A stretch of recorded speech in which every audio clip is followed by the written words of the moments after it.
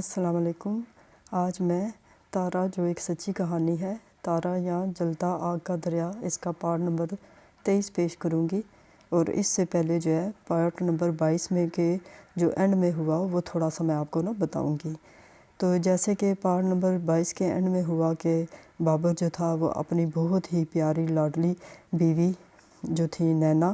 اس کو دفنا کے آیا، جس کی لاش جو تھی نہایت نیلی ہو چکی تھی نا، اور وہ تو لگتے ہی نہیں تھے کہ وہی ہے۔ اور اس بات کا اس پہ اتنا دکھ تھا اور اتنا اس کے دماغ پر پریشر تھا اور اتنا اس کو ایک جھٹکا لگا تھا کہ وہ اس کی برداشت سے باہر تھا نا، کہ وہ کیسے برداشت کرے،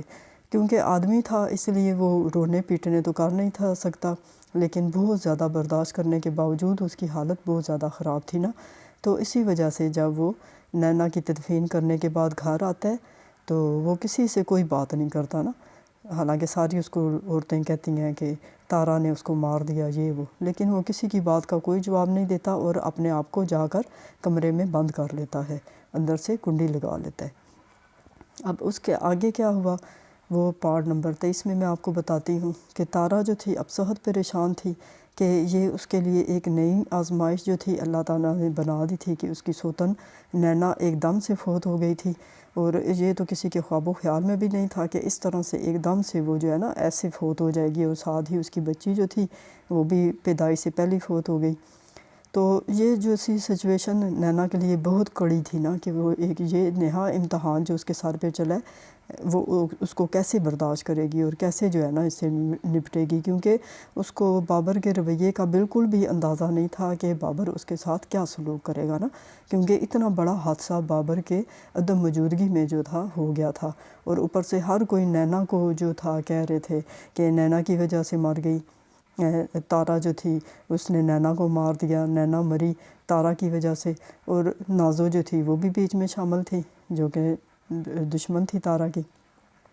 یہ ساری باتیں جو تھیں تارا کا دماغ جو ہے گھما کر انہوں نے رکھ دیا تھا نا، اور وہ سخت پریشان تھی کہ کیا کروں، کیونکہ اس نے تو قسم کھائی ہوئی تھی کہ جو بھی ہو جائے گا کسی صورت وہ بابر کا گھر نہیں چھوڑے گی نا، بس اس کی جنازہ ہی ادھر سے نکلے گا اور وہ ویسے کہیں نہیں جائے گی اور نہ ہی نکلے گی۔ اسی لیے وہ ہر قدم پر کڑے سے کڑے امتحانوں سے گزر رہی تھی نا، کہ وہ اپنا گھر نہیں چھوڑے گی، کیونکہ ایک تو اس کو دلی طور پر بابر سے شدید محبت تھی، اور دوسرا جو تھا اس کا کوئی ٹھکانہ بھی نہیں تھا، اور تیسری بات یہ تھی کہ وہ اللہ کو بہت زیادہ مانتی تھی نا، کہ اللہ نے میری قسمت بس جیسی لکھی ہے میں اسی کے مطابق زندگی گزاروں گی۔ اب جو تھا بابر وہ تو اپنے کمرے میں بالکل بند ہو گیا تھا، بالکل نکل بھی نہیں تھا رہا، اور جو تھی تارا بڑی سخت پریشان تھی کہ اب کیا کروں۔ بہرحال تارا نے ہمت کی اور اس کی بیٹی جو تھی سمیرا، اپنی جو اس کی بیٹی تھی وہ اب نہایت سمجھدار تھی، بڑی بھی تھی، تو اس نے اپنے سوتیلے بیٹے دانیال جو تھا اس کی ذمہ داری سمیرا کو سونپ دی نا، کہ تم اس کا مکمل اور بھرپور خیال رکھنا نا، جس بات کی سمجھ نہ آئے مجھ سے پوچھ لینا، کیونکہ دانیال جو تھا ابھی 2 سال کا تھا نا، اور روشنی جو تھی اس کی سوتیلی بیٹی وہ تو جیسے بتایا تھا کہ بالکل جو ہے کمزور ہڈیوں کا ڈھانچہ تھی اور بالکل ایسے تھی جیسے مرنے والی ہے نا، تو وہ تو بالکل کسی قابل بھی نہیں تھی، نہ بیٹھ سکتی تھی نہ کچھ کر سکتی تھی۔ تو تارا نے کہا کہ اس کی ساری ڈیوٹی جو ہے نا نینا کی، میں روشنی کی میں سر انجام دوں گی نا، تم صرف دانیال کو دیکھنا نا۔ اور بس اس کے بعد جو ہے وہ نہایت اچھے طریقے سے جو ہے نا بیٹی نے دانیال کو سنبھال لیا اور تارا نے روشنی کو سنبھال لیا، اور بڑے اچھے طریقے سے وہ ان کو نا دیکھ بھال ان کی کرنی شروع کر دی۔ اب تارا کو سخت پریشانی تھی کہ بابر کو کیسے جو ہے کمرے سے نکالا جائے۔ رات ہو گئی، بہت زیادہ اندھیرا ہو گیا، اور پھر جو ہے اس نے بابر نے کھایا بھی کچھ نہیں تھا، نہ دوپہر کو آ کے کچھ کھایا تھا نہ صبح، کیونکہ وہ تو بیوی کو دفنانے کے چکروں میں تھا اور اتنا بڑا صدمہ اس کی برداشت سے باہر تھا، وہ کیسے کھا سکتا تھا۔ اسی لیے جو ہے نا تارا نے بہت کوشش کی کہ کیا کروں نا، ہمت اس نے اپنی اکٹھی کی، بہرحال اس نے کھانا ٹرے میں سجایا اور جو ہے بابر کے دروازے کے باہر کھڑی ہو گئی نا۔ اب جو ہے اس کو بہت زیادہ ڈر تھا کہ بابر جو ہے پتہ نہیں اس کا کیا حال کرے گا، تو لیکن اس کو اب یہ تھا کہ کچھ تو کرنا تھا نا، کہ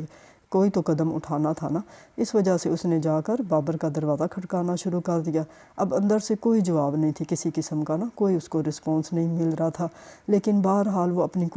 کوشش میں جو تھی وہ جاری اس نے رکھی، اور وقفے وقفے سے نا دروازہ کھٹکانا شروع کیے رکھا نا،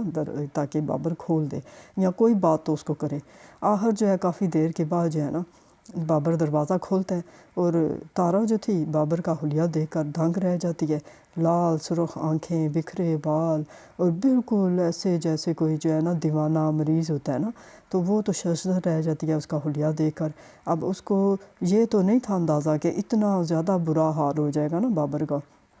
بہرحال وہ خاموشی سے اندر جاتی ہے، ٹرے ٹیبل پر رکھتی ہے اور پھر بابر کے پاؤں پڑ جاتی ہے کہ خدا کے لیے مجھ پر یقین کرو، میں نے جو ہے نینا کو کچھ نہیں کیا اور نہ ہی نینا میری وجہ سے مری ہے نا، تم میرا یقین کرو، ساری زندگی دیکھو میں نے تمہارے ساتھ گزر رہی ہے، اتنا تو مجھے پتہ ہوگا کہ میں ایسا کچھ نہیں کر سکتی نا، تو لوگ جو بھی کہہ رہے ہیں وہ غلط کہہ رہے ہیں، تم بے شک ڈاکٹر سے جا کے پوچھ لو، سارا کچھ جو ہے نا تسلی کر لو، تو میں نے نینا کو نہیں مارا نا۔ تو یہ ساری باتیں اب بابر چپ کر کے سن رہا ہوتا ہے، وہ جو ہے کوئی ایک لفظ بھی نہیں کہتا نا، بہت زیادہ روتی ہے تارا، بہت زیادہ اس کی منتیں کرتی ہے کہ کچھ تو بولو نا، کچھ تو بتاؤ نا۔ آخر پھر وہ کہتا ہے کہ ٹھیک ہے، مجھے تم پر پورا یقین ہے نا کہ تم ایسا کچھ نہیں کر سکتی، اسی لیے میں نے تمہیں کچھ بھی نہیں کہا، اگر ایسا نہ ہوتا تو میں تمہیں آتے ہی گھر سے نکال دیتا نا، تو بہرحال تم جو ہے چلی جاؤ، تو میں نا ابھی اس صدمے میں ہوں، مجھے اس صدمے سے نکلتے تھوڑا ٹائم لگے گا، اس لیے مجھے تنگ نہ کرنا۔ اب تارا جو تھی خیر زبردستی کرتی ہے کہ تھوڑا سا کھانا کھا لو، اور اس کو نا زبردستی بڑی منت سماجت کے بعد نا اس کو کھانا کھلاتی ہے، اور پھر وہ شکر ادا کرتی ہے نا کہ شکر ہے اللہ کا کہ بابر کا دل جو ہے اس کی طرف سے صاف ہے اور اس نے اس بارے میں کچھ بھی نہیں کہا۔ تو یہاں تک تو جو تھی تارا کی کہانی، جو کہ ایک جلتے دریا کی طرح تھی، وہ میں نے آپ کو سنائی۔ اس کے آگے کیا ہوا وہ پارٹ نمبر 24 میں آپ کو بتاؤں گی۔